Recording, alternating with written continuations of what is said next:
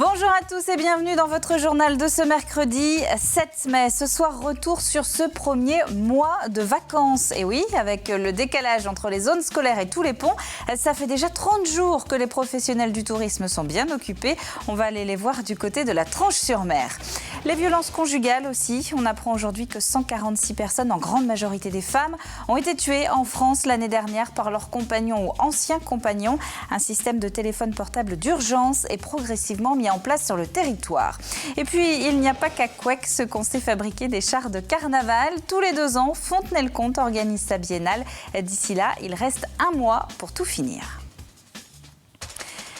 Mais on commence ce journal avec les fameuses futures éoliennes offshore. Ces éoliennes qui doivent être construites entre l'Île-Dieu et Noirmoutier. Ségolène Royal a présenté cet après-midi la nouvelle filière française de l'énergie éolienne en mer. Présentation au cours de laquelle elle a donc annoncé qui remportait le marché. Je vous rappelle qu'il y avait 2 consortiums en lice et c'est finalement celui de GDF Suez Areva qui est retenu. Le consortium prévoit 62 éoliennes entre l'Île-Dieu et de Noirmoutier à l'horizon 2021. En attendant, prochaine étape, les études environnementales. Le début du chantier, lui, est prévu en 2019. 130 emplois directs devraient être créés pour l'occasion. Vous êtes peut-être en train de vous préparer pour ce nouveau long week-end de mai. Eh bien, les professionnels, eux, ont déjà bien entamé l'avant-saison. Les premiers touristes de printemps sont arrivés mi-avril, il y a tout juste 1 mois. Pierre Delicieux. Il vous reste combien de chambres à faire aujourd'hui? Il me reste encore une, la chambre 12, et oui. après, tout est bon. Les derniers clients de cet hôtel sont partis ce matin. Les employés ont juste le temps de tout remettre en ordre pour la dernière vague d'arrivée de ces vacances de printemps. Demain, l'hôtel affichera presque complet. Il faut dire que depuis 1 mois, le taux de fréquentation ici est plutôt bon par rapport à la même période l'année dernière. Il y a une évolution par rapport au chiffre d'affaires d'environ 15 à 20%. On a eu de la chance parce que le temps était clément. Du côté de l'hôtellerie de plein air, même constat, les clients étaient au rendez-vous. Il faut dire que cette année, le week-end de Pâques est tombé pendant les vacances parisiennes, avec une météo correcte en prime. Bref, tous les voyants étaient au vert cette année. La fréquentation a commencé de façon intéressante à partir du 13 avril, le début des vacances scolaires. Et on peut déjà dire que la météo nous a bien aidés, puisqu'elle nous a été favorable, sans avoir des conditions caniculaires, mais des conditions intéressantes, avec une fréquentation supérieure à l'année dernière jusqu'à la fin du mois d'avril. Des vacances de printemps plutôt encourageantes pour les professionnels du tourisme en Vendée. La suite s'annonce tout aussi bien pour le moment, avec des réservations à l'avance pour cet été plus nombreuses que l'an passé. À partir du 21 juillet, on est complet jusqu'à début août, contrairement à l'année dernière où c'était vraiment des réservations de dernière minute. Donc là, c'est plutôt encourageant ? Oui, c'est encourageant, c'est bien. Autre point positif dans cet hôtel, on envisage déjà des contrats pour la saison estivale. L'année dernière, les gérants de cet établissement n'auraient pas pu prévoir d'embaucher aussitôt. Alors attention d'ailleurs, si vous devez prendre la route, les prochains jours devraient être plutôt calmes. En revanche, regardez dimanche, Bison Futé annonce une circulation noire dans le sens des retours et ce, particulièrement dans l'ouest et le centre de la France. On l'a rapidement évoqué hier soir, le groupe Beneteau vient d'annoncer qu'il devait, je cite, adapter l'organisation du travail par rapport au plan de charge. En d'autres termes, les salariés du groupe sont soumis au chômage partiel suite à une baisse des commandes. Une décision qui concerne aussi bien la filiale Jeannot que la marque Beneteau elle-même sur les sites de Belleville-sur-Vie et de Chaland. Elle pourrait s'étendre même aux services administratifs.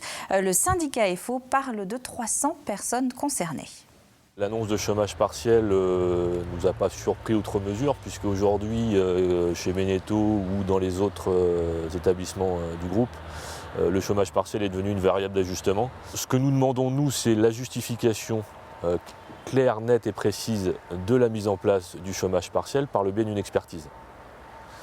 Pour l'instant, nous sommes en cours de la demande d'expertise, donc nous attendons, nous, la justification de cette expertise pour savoir si le bien fondé de ce chômage partiel. La direction de Beneteau, qui n'a pas souhaité donner suite à notre demande d'interview, précise néanmoins que la durée et l'ampleur de cette mesure de chômage partiel évolueront évidemment en fonction de l'activité. La fuite d'informations serait désormais terminée, mais le fournisseur d'accès Orange a quand même rendu public l'incident qui lui est arrivé mi-avril. Il a été piraté et les informations de plus d'1 million de ses clients ont été récupérées par des pirates. Nom, téléphone, adresse mail ou encore date de naissance. Autant d'informations que nous sommes en général obligés de communiquer quand on veut s'abonner à Internet. D'où la question que nous sommes allés vous poser. Est-ce que vous faites encore confiance au web ? Ce qu'on vient d'entendre récemment dans l'actualité, non, je ne suis plus très confiante. J'évite de donner des informations personnelles. Je crains pas Internet. J'ai jamais eu de problème avec toutes les commandes que j'ai faites ou quoi que ce soit. Ça me fait peur.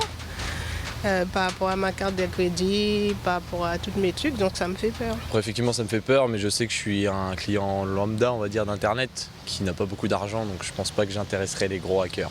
On n'est pas tranquille, mais bon, après, si on devient parano, ça va pas arranger les choses. Alors, concernant les abonnés Orange, c'est maintenant qu'il faut être vigilant. Le groupe précise qu'il ne demande jamais d'informations concernant votre compte par email. Si vous recevez ce genre de message, supprimez-le immédiatement. Les chiffres présentés ce matin par les ministères de l'Intérieur et du Droit des femmes affichent une baisse, mais ils restent préoccupants. En 2013, près de 150 personnes sont mortes en France sous le coup de leurs compagnons ou anciens compagnons en Vendée. Le dernier exemple est malheureusement très récent. C'était à Ceuzé ce week-end avec un sexagénaire qui ne supportait pas la séparation et qui a tué son ancienne femme au fusil de chasse. Mais ce qui s'améliore donc, c'est la communication autour du phénomène. Alix Solanos. Vous êtes bien au 3919, le numéro national d'écoute pour les violences faites aux femmes. En France, en 2013, 121 femmes et 25 hommes sont décédés sous les coups de leurs conjoints. Au cœur du 4e plan de lutte contre les violences faites aux femmes, un certain nombre de nouvelles mesures. Plus de solutions d'hébergement d'urgence, des assistantes sociales dans les commissariats et un travail sur l'éviction des conjoints violents. À La Roche-sur-Yon, par exemple, 2 appartements sont disponibles pour permettre d'éloigner la personne violente de son domicile. Pour les femmes ou les hommes victimes de violences conjugales, un seul numéro, le 3919. Ce 3919, elle ne paie pas le téléphone, il est gratuit, 7 jours sur 7. Et ce qui est important, c'est parce que quelquefois les maris regardent les portables et numéros appelés. Il s'éteint automatiquement. Ce 3919 ne figure pas sur les portables des femmes. Donc en toute sécurité, elles peuvent appeler. L'accueil d'urgence des femmes en difficulté a géré en 2013 650 situations de violence conjugale sur le département, contre 620 en 2012.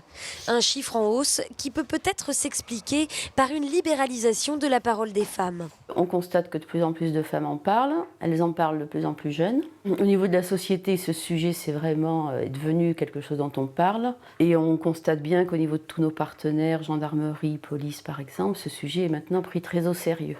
Dernier dispositif en date, le téléphone grand danger. Il suffit à la victime d'appuyer sur une touche pour être géolocalisée par la police. Actuellement en phase d'expérimentation, quelques-uns de ces téléphones devraient être disponibles en Vendée dès le début de l'année 2015.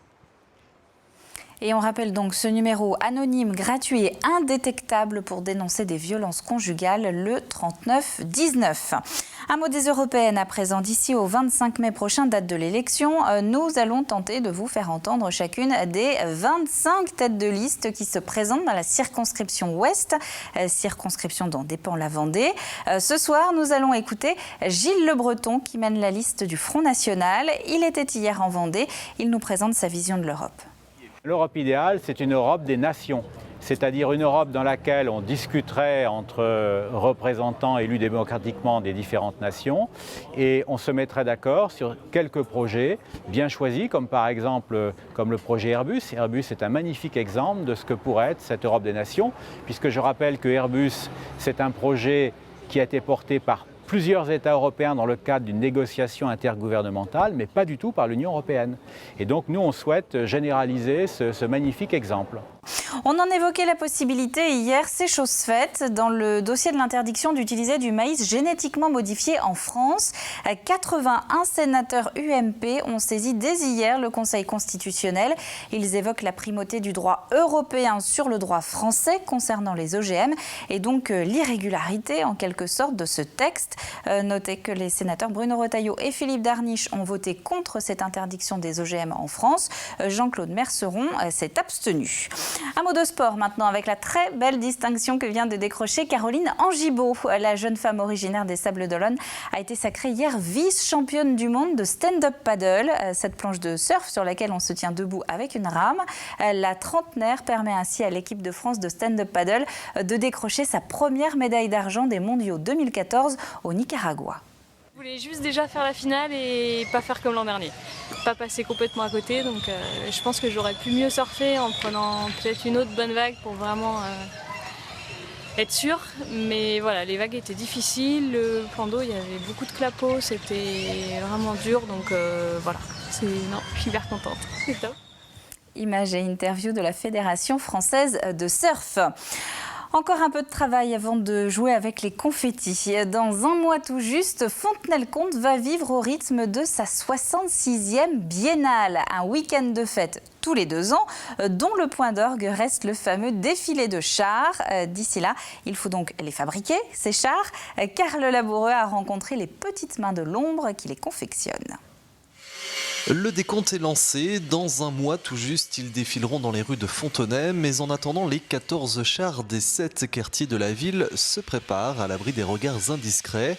Dernière étape, mais non des moindres, le collage des roses en papier crépon. Un long travail qui succède à d'autres, à commencer par le choix du thème. On se réunit au bureau et puis on fait plusieurs thèmes. Cette année, on avait choisi sur 3 ou 4 thèmes. Ils nous ont choisi la petite sirène. Voilà. Alors, on a fait ça, ça fait presque un an. La petite sirène pour ce quartier, le monde de Nemo dans cet autre, ou encore la gourmandise. Le choix des thèmes est libre, reste ensuite à les mettre en forme et c'est là que commence véritablement le travail de confection. Première chose d'abord, c'est les maquettes. Nous faisons des maquettes. Ensuite, après les maquettes, les hommes viennent faire les structures. Après les structures, il y a les roses que nous recevons à préparer. On les écartèle, on les froisse et tout, pour pouvoir les coller après sur les chars. Et par exemple, il y a des fois aussi où on est obligé de les retailler, pour que ce soit encore autre chose. Entre la préparation, la confection, la remise en état des véhicules, c'est très long et voilà, ça dure une journée, mais c'est vrai qu'on ne se rend pas compte du travail que ça peut représenter. Un long travail réalisé uniquement par des bénévoles, dont la seule récompense sera les applaudissements des visiteurs. Alors rendez-vous le dimanche 8 juin pour la 66e biennale de Fontenay-le-Comte. Alors plus précisément, la Biennale de Fontenay-le-Comte, c'est donc le week-end de la Pentecôte, du 7 au 9 juin prochain. Mais pour le programme précis des festivités, il faudra patienter encore un petit peu. La météo de ce 8 mai, pour terminer, eh bien, un jour férié normalement sous le soleil, parfois un petit peu couvert, mais sous le soleil quand même. Des températures qui se maintiennent, 16 à 19 degrés l'après-midi. Le bulletin complet, c'est juste après ce journal. C'est la fin de cette édition. Merci à vous de l'avoir suivi. Attention, pas de journal demain soir. En revanche, on se retrouve évidemment vendredi pour faire un point complet sur l'actu vendéenne avant le week-end. Alors, à vendredi!